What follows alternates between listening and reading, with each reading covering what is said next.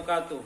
Pada hari ini kita akan membahas tentang bab 1, Al-Quran sebagai pedoman hidup. Allah Subhanahu wa Ta'ala berkata-kata kepada manusia melalui wahyu, yaitu diturunkan kepada Nabi Muhammad sallallahu alaihi wasallam melalui malaikat Jibril. Maka ketika kita mendengarkan kalimat-kalimat Allah Subhanahu wa Ta'ala, berarti kita sudah menjalankan perintahnya dan menjauhi segala larangan-larangannya. Al-Quran merupakan kitab yang paling mulia di antara kitab-kitab yang lain, kitab yang paling sempurna di antara kitab-kitab yang lain. Kenapa demikian? Al-Quran adalah kitab yang paling sempurna dan dijamin keasliannya. Siapa saja yang dekat dengan Al-Quran, maka Allah akan memuliakannya. Sebagai contoh, malaikat Jibril ditugaskan Allah untuk menyampaikan Al-Quran kepada Nabi Muhammad. Maka malaikat Jibril merupakan malaikat pemimpin di antara seluruh malaikat. Jadi malaikat Jibril ditinggikan Allah derajatnya. Karena apa? Karena membawa Al-Quran. Siapa saja yang membawa Al-Quran, maka Allah akan meninggikan derajatnya. Contoh yang kedua, yaitu Nabi Muhammad SAW. Di antara seluruh para nabi, maka nabi yang sangat dimuliakan, sangat disayangi Allah, bahkan Allah Subhanahu wa Ta'ala berselawat atas beliau. Kenapa? Karena Nabi Muhammad SAW ditugaskan kepadanya membawa Al-Quran. Selanjutnya yang ketiga, yaitu Al-Quran itu pertama sekali diturunkan Allah di Gua Hira. Ternyata gunung atau bukit atau gua yang dimuliakan itu adalah, termasuk salah satunya adalah Gua Hira atau namanya Jabal Nur, yaitu gunung yang bercahaya yang dimuliakan Allah Subhanahu wa Ta'ala. Selanjutnya, contoh yang keempat, yaitu umat Islam memiliki kitab yang namanya Al-Quran. Umat Islam merupakan umat yang paling mulia di antara seluruh umat yang ada di alam semesta ini. Selanjutnya di dalam Al-Quran dijelaskan Allah Subhanahu wa Ta'ala, kuntum khaira ummatin ukhrijat linnasi ta'muruna bil ma'ruf wa tanhauna 'anil munkar. Yang artinya engkau adalah sebaik-baik umat. Nah, di sini jelas bahwasanya Allah mengatakan umat Islam itu adalah sebaik-baik umat apabila dia menyuruh kepada kebaikan dan mencegah kepada kemungkaran.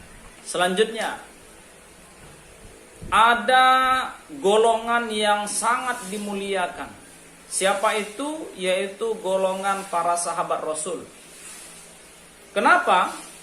Para sahabat pada waktu itu hampir keseluruhan banyak yang menghafalkan Al-Quran, sehingga pada waktu itu Allah memuliakan mereka, para sahabat-sahabat Rasul. Apalagi bukti kemuliaan Al-Quran? Al-Quran diturunkan Allah pertama sekali di kota Mekah, lalu dibawa ke kota Madinah. Kota Mekah dan kota Madinah adalah kota yang dimuliakan atau yang disebut dengan Haramaini, dua tanah haram, dua tanah mulia. Jadi haram di situ adalah tanah yang mulia. Selanjutnya, Al-Quran ini adalah kitab yang paling sempurna dan kitab yang membawa kebenaran dan memberi petunjuk bagi seluruh umat manusia.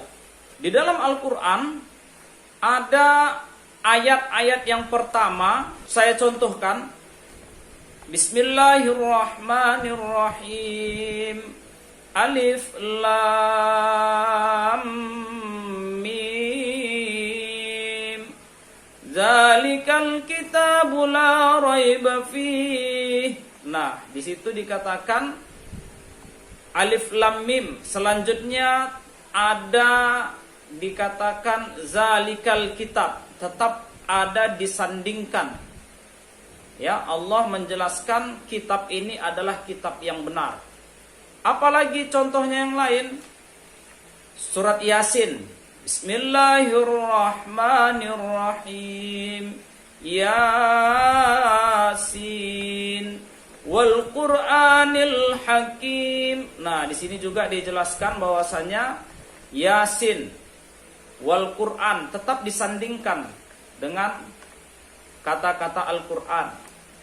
Apalagi contoh yang lain? Bismillahirrahmanirrahim. Alif lam mim ra. Tilka ayatul kitab. Nah, di sini juga disandingkan dengan kata-kata kitab. Jadi banyak ayat-ayat yang artinya hanya Allah yang mengetahui, lalu disandingkan dengan pernyataan kitab ini adalah kitab yang benar sebagai petunjuk untuk manusia. Siapa saja yang di hatinya berisi ayat-ayat Al-Quran, maka Allah akan memuliakannya. Akan tetapi terlihat pada zaman sekarang ini banyak orang yang dekat dengan handphone. Ketika handphonenya ketinggalan, maka dia akan bingung. Jadi saat Al-Quran itu sudah dekat dengan kita, maka ketika kita ketinggalan, ketika kita tidak menghafalnya, maka kita akan merasa resah. Berarti ini sudah di dalam hatinya, sudah masuk dengan ayat-ayat yang mulia tadi. Insya Allah dengan ayat-ayat yang mulia ini kita hafal, kita laksanakan, insya Allah akan dimuliakan Allah Subhanahu wa ta'ala. Allah menurunkan di dalam Al-Quran, dijelaskan ada 4 kitab yang diturunkan Allah Subhanahu wa ta'ala. Kitab Taurat diturunkan Allah kepada Nabi Musa, kitab Zabur diturunkan Allah kepada Nabi Daud, kitab Injil diturunkan Allah kepada Nabi Isa, dan kitab Al-Quran diturunkan Allah kepada Nabi Muhammad sallallahu alaihi wasallam. Dari 4 kitab ini, maka kita harus mengimaninya, percaya bahwasanya itu adalah kalimat Allah, perkataan Allah, kalamullah yang harus kita pedomani. Hanya saja pada waktu ini, sekarang ini adalah kitab yang kita pedomani sebagai petunjuk hidup kita adalah hanya satu, yaitu Al-Quran saja. Bagaimana dengan kitab-kitab yang lainnya? Hanya tetap kita imani saja, akan tetapi yang kita ikuti adalah kitab Al-Quran saja, ya. Jadi ketika ada kitab yang baru, maka itu yang kita ikuti. Akan tetapi Al-Quran ini adalah Al-Quran yang kitab yang tidak ada lagi setelah Al-Quran ini. Jadi sudah pasti Al-Quran ini haruslah kita pedomani sampai akhir zaman nanti. Mungkin ini saja pengantar dari Bapak. Mudah-mudahan bab tentang Al-Quran sebagai pedoman hidup untuk kelas 11 pada pertemuan hari ini mudah-mudahan dapat bermanfaat bagi saya dan bagi kita semua.